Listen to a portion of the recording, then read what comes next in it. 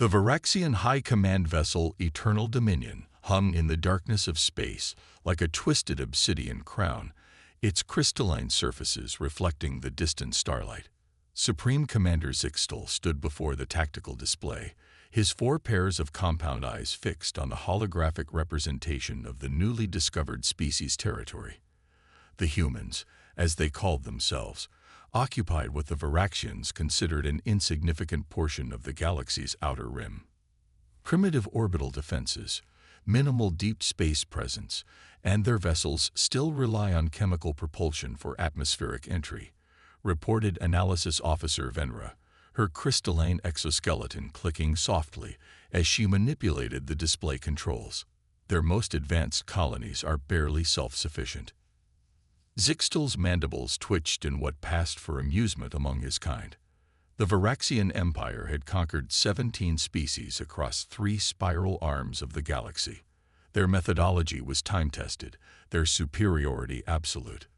These humans would be no different.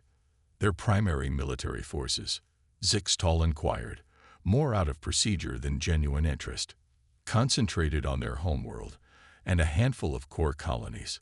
They maintain what they call peacekeeping forces on their outer worlds, nothing that could withstand even our scout flotillas. Venra paused, adding, though there is one curious detail. They seem to place unusual emphasis on something they term special operations. The Supreme Commander dismissed this with a wave of his upper limb. Another primitive concept of warfare, no doubt. Prepare the first wave. We'll begin with their outermost colony, New Haven. Standard subjugation protocol. The invasion fleet departed within 2 planetary cycles. 50 ships, ranging from troop carriers to heavy assault cruisers, emerged from fold space near New Haven. The colony was exactly as their intelligence suggested. A modest settlement of 2 million humans, protected by an outdated orbital defense grid, and a small garrison of local forces. What puzzled the Varaxian fleet commander was the complete lack of panic when they arrived. There were no desperate transmissions, no scrambling ships trying to escape, not even an attempt at diplomatic contact. The humans simply continued their activities as if one of the galaxy's most powerful military forces hadn't just appeared on their doorstep. The first wave of dropships encountered no resistance.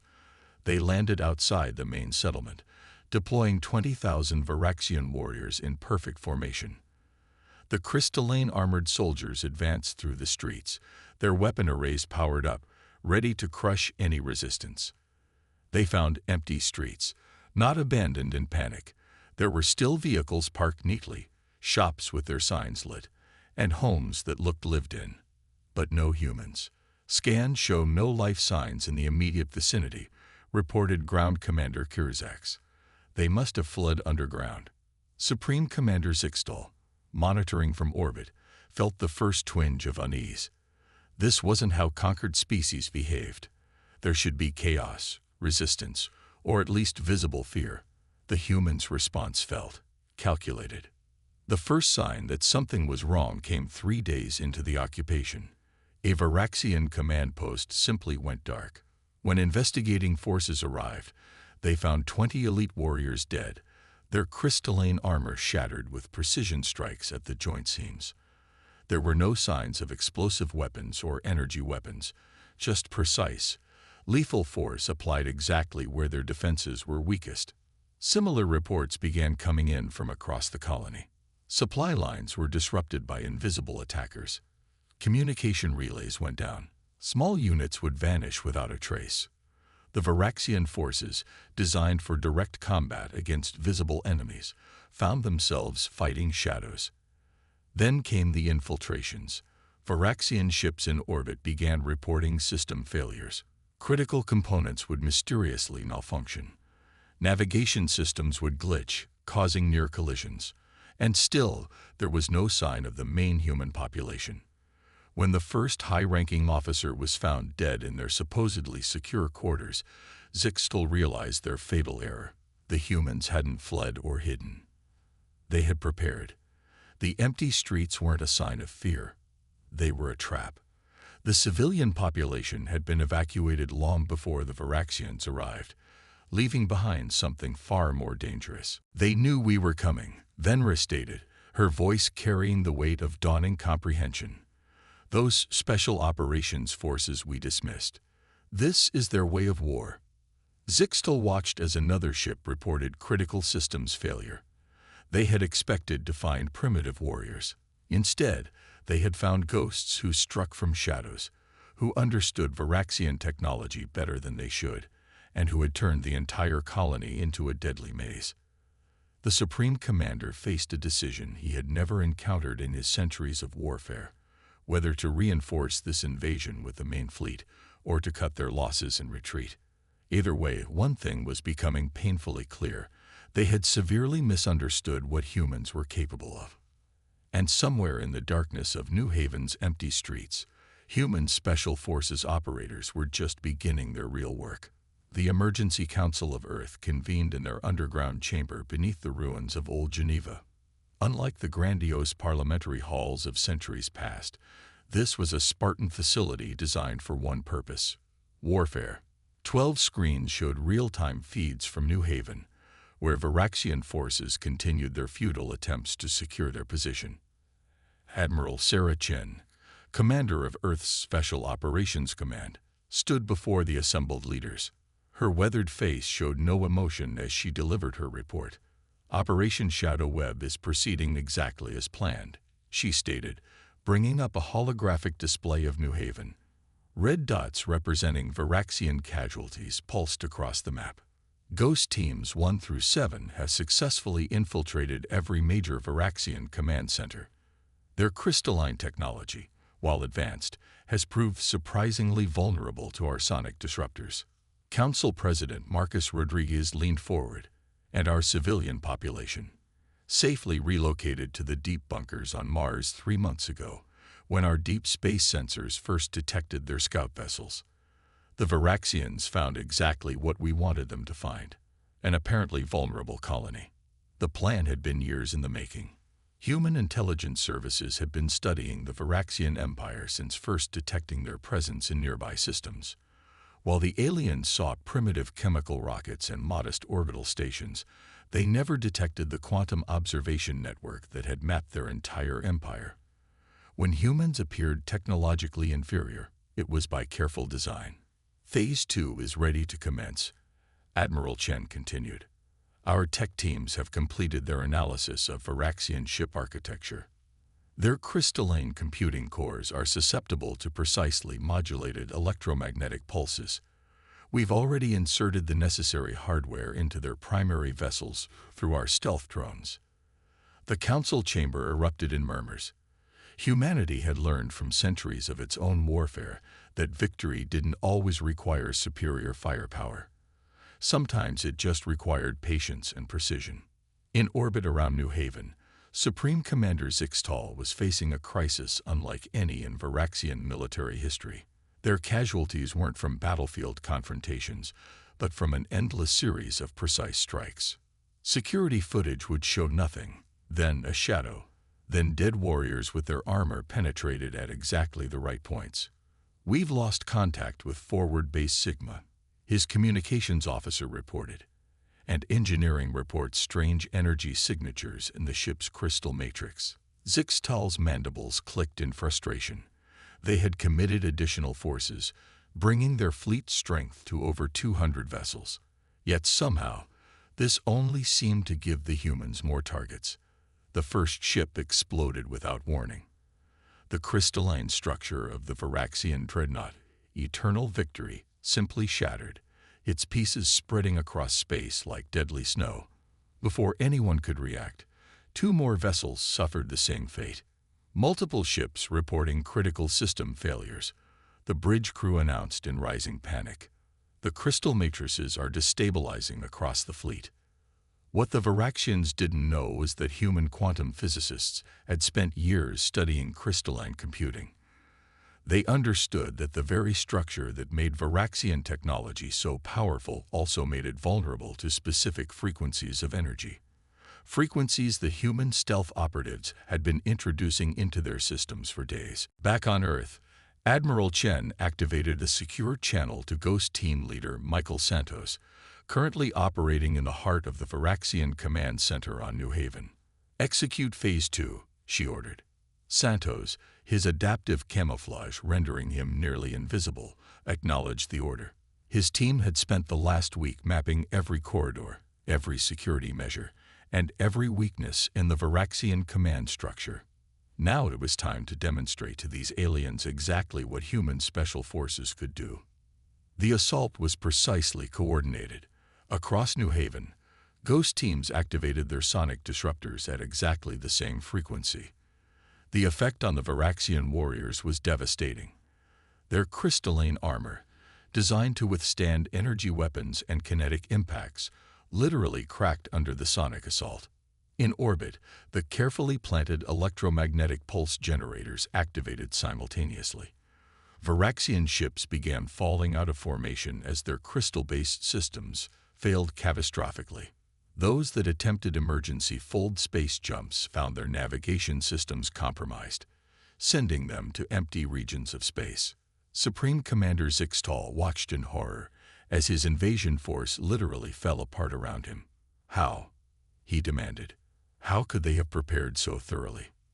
The answer came in the form of a transmission that broke through their communication systems, the first direct message from humanity to the Varaxian Empire.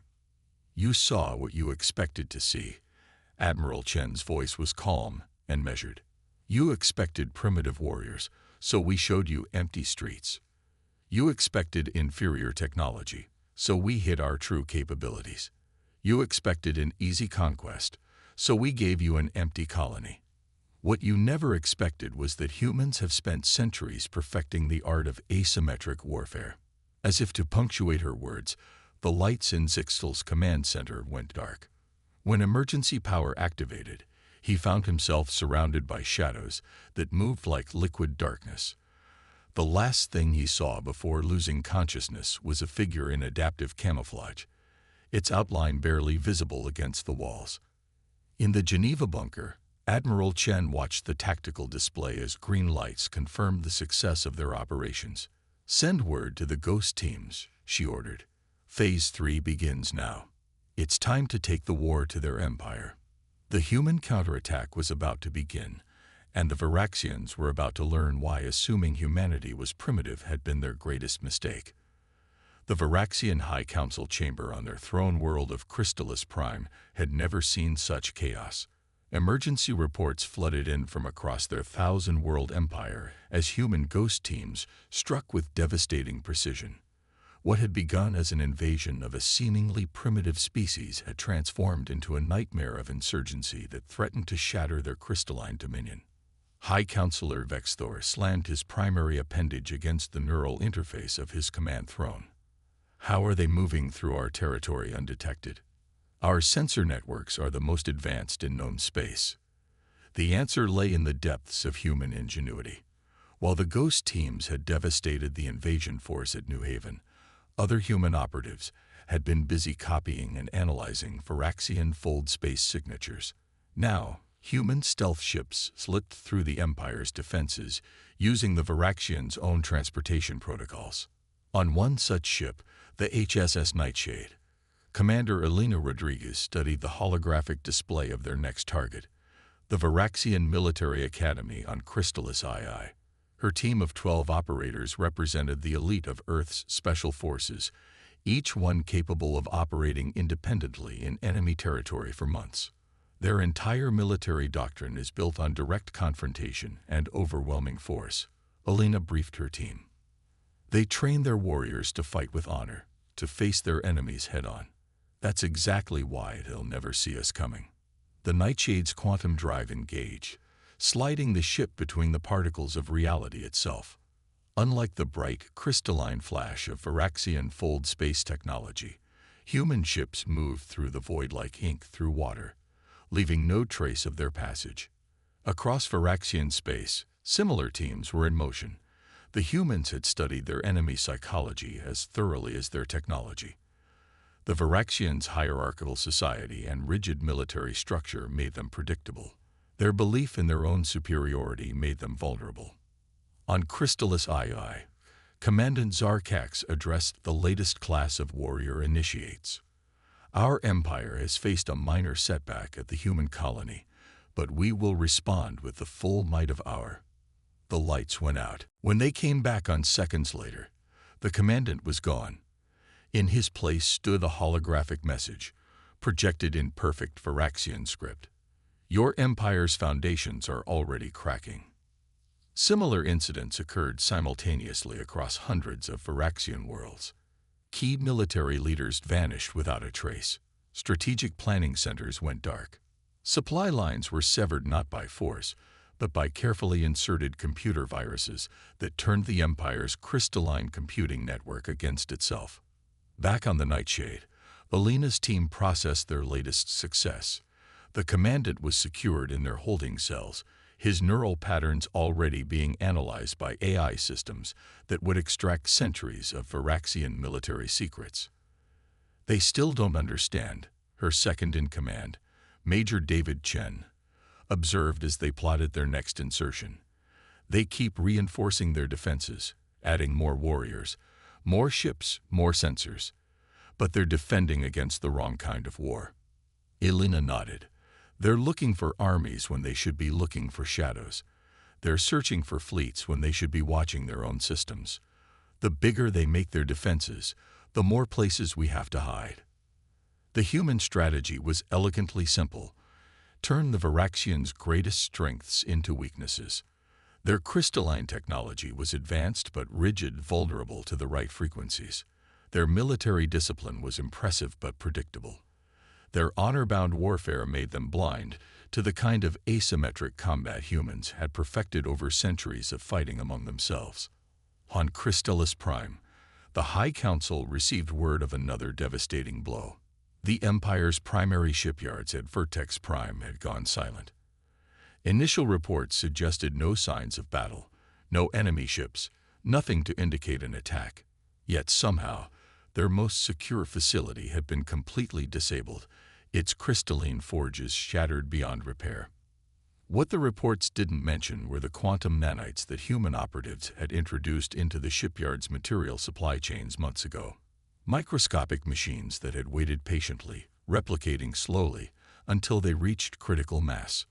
Then, on a signal from a passing human stealth ship, they had begun their work, restructuring the crystalline matrices of Varaxian technology from the inside out. We are not fighting warriors, High Counselor Vexthor realized, his voice heavy with dawning comprehension. We are fighting ghosts who have turned our own empire into their hunting ground. Alina's team was already planning their next operation as reports of the shipyard's destruction reached them. Their target, the Varaxian Academy of War Theory on Crystallis Prime itself. Not to destroy it, but to inject subtle changes into their military doctrine, planting seeds of doubt and paranoia that would take root in the next generation of commanders. The best victory, Alina reminded her team as they prepared for insertion, is the one where your enemy never realizes they've been defeated until it's too late. As the Nightshade slipped once again into the quantum void, the true scope of humanity's response to Varaxian aggression was becoming clear. They weren't fighting to destroy the Empire. They were systematically dismantling it from within, using its own structure against it, turning its crystalline clarity into a maze of shadows and doubt. The war had become something the Varaxians had never encountered in their thousands of years of conquest, a conflict where victory would come not through glorious battle, but through the patient, precise application of humanity's darkest arts. The once pristine halls of the Crystallis Prime Central Command bore silent witness to the Empire's unraveling. Where Varaxian officers had once strode with confidence through corridors of living crystal, they now moved in nervous groups, their compound eyes darting at shadows. Every darkened corner could hide a human operative. Every fellow warrior could be compromised. Supreme Strategist Kexlar, newly appointed after his predecessor's mysterious disappearance, found himself facing a crisis that centuries of military doctrine had never prepared him for. The latest reports sat in his neural interface like poison. 30 major military installations had gone dark in the past week alone.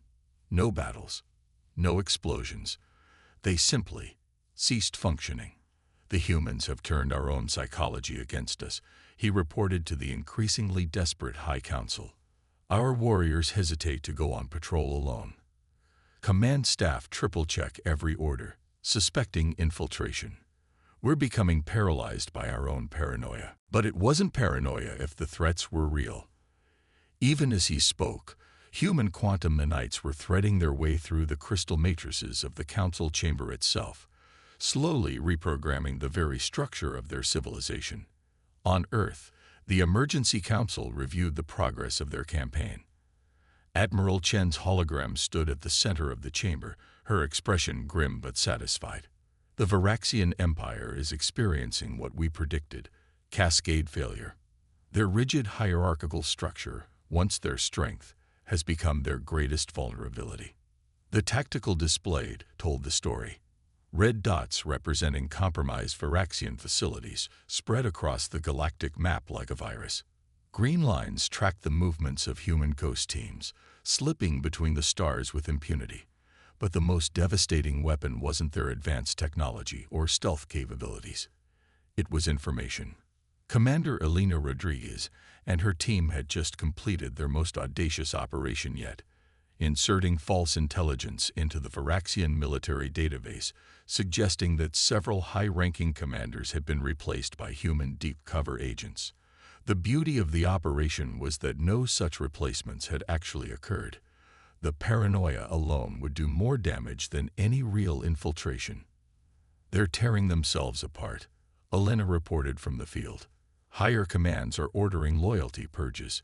Junior officers are refusing to obey orders they can't independently verify. Their entire command structure is gridlocked by fear. The Varaxians had never encountered an enemy that fought like this. Their history was full of glorious battles against worthy foes, of crystal ships clashing in the void, of warrior champions meeting in ritual combat. But humans had refused to fight on these terms. Instead, they had turned the Empire into a maze of mirrors, where every reflection could be an enemy, and trust itself became a liability. In the shipyards of Vertex Secondary, a Varaxian fleet commander ordered his entire battle group to stand down after receiving intelligence that their crystal cores had been compromised. The intelligence was false, planted by human operatives. But the fear of potential sabotage was enough to neutralize a force that could have conquered a dozen worlds. We've achieved what I call a paranoia cascade, Admiral Chen explained to the Council. Each security measure they implement creates new vulnerabilities. Every attempt to root out infiltrators makes their forces more hesitant and divided. They're trapped in a spiral of their own making.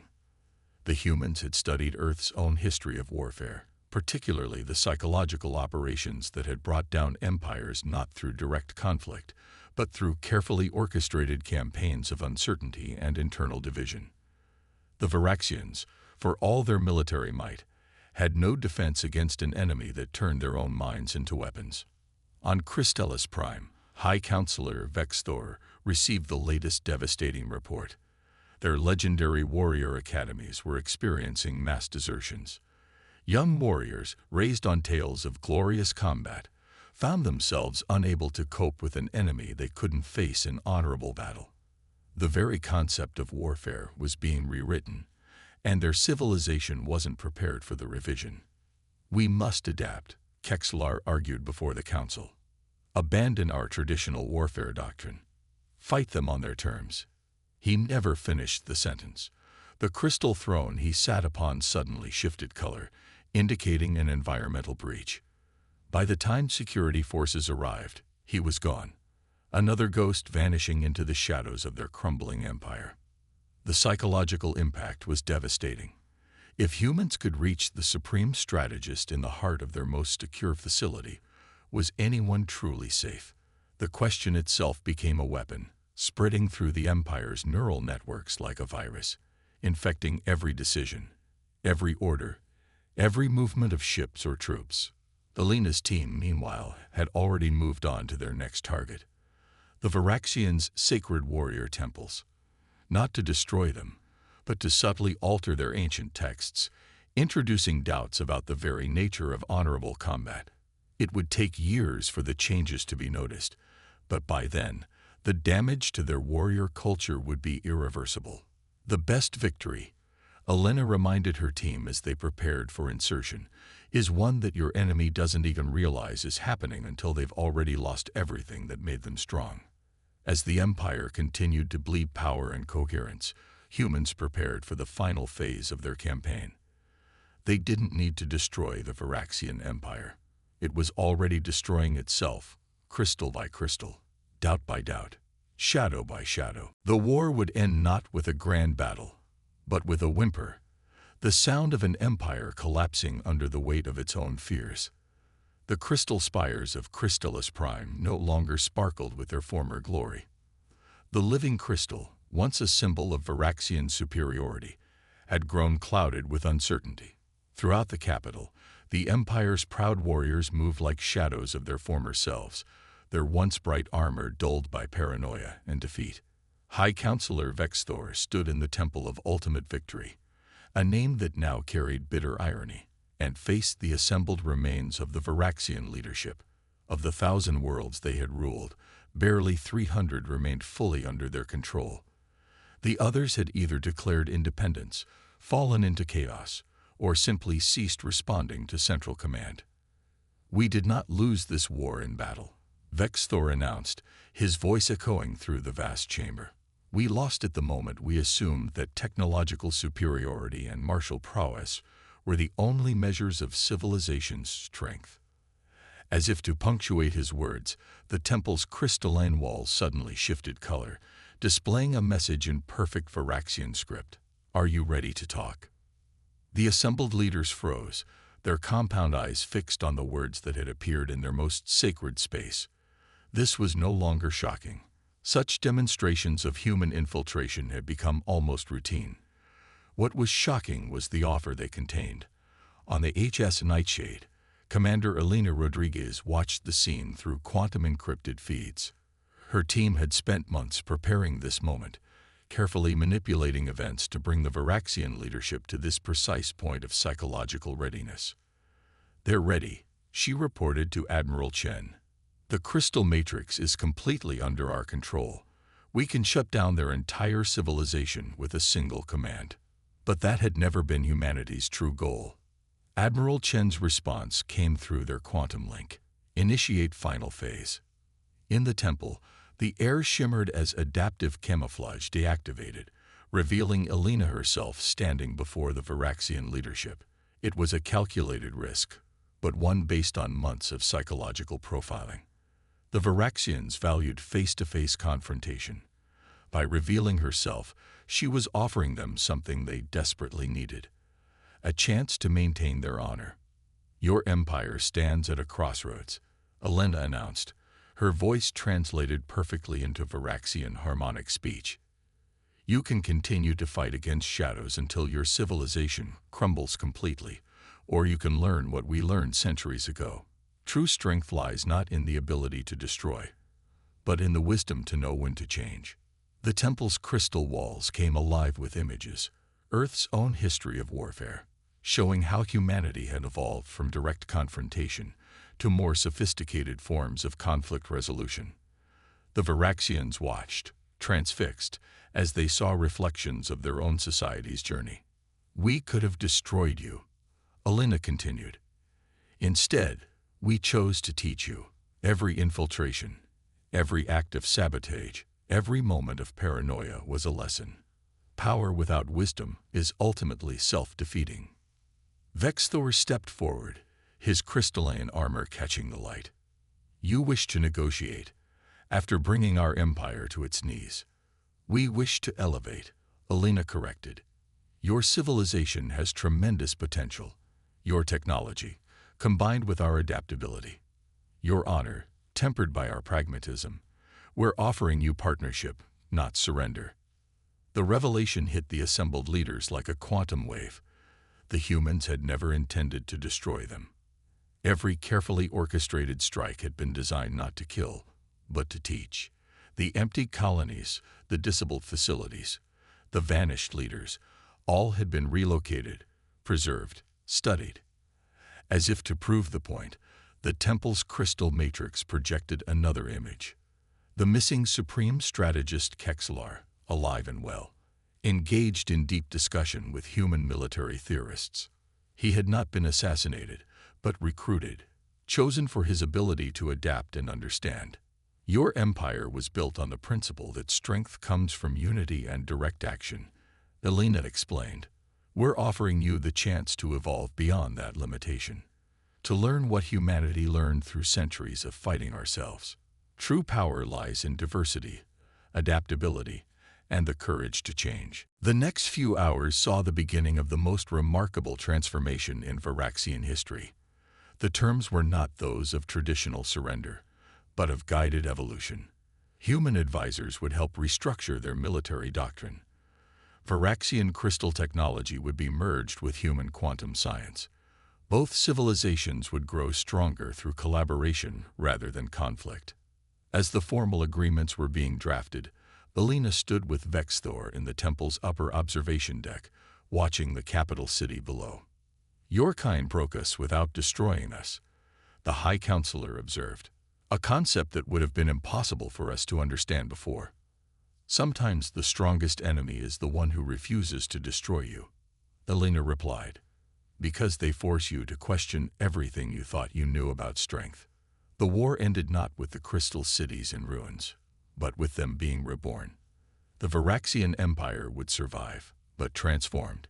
Their rigid hierarchy would become flexible, their single approach to warfare would become multifaceted, their disdain for subtlety would become appreciation for complexity. Back on Earth, Admiral Chen closed the final report on Operation Shadowweb. In the end, she told the Emergency Council, we achieved something far more valuable than victory. We gained an ally who understands, at the deepest level, why adaptability and wisdom must always guide strength. The stars look different now, both to humans and Varaxians. What had begun as a simple invasion had evolved into something unprecedented. Two civilizations learning from each other's strengths and weaknesses, growing stronger together than they ever could have been apart. And in the quantum-encrypted archives of human military history, the Varaxian War would be remembered not for its battles, but for its lesson. Sometimes the greatest victory comes not from destroying an enemy, but from transforming them into something better than they ever imagined they could be.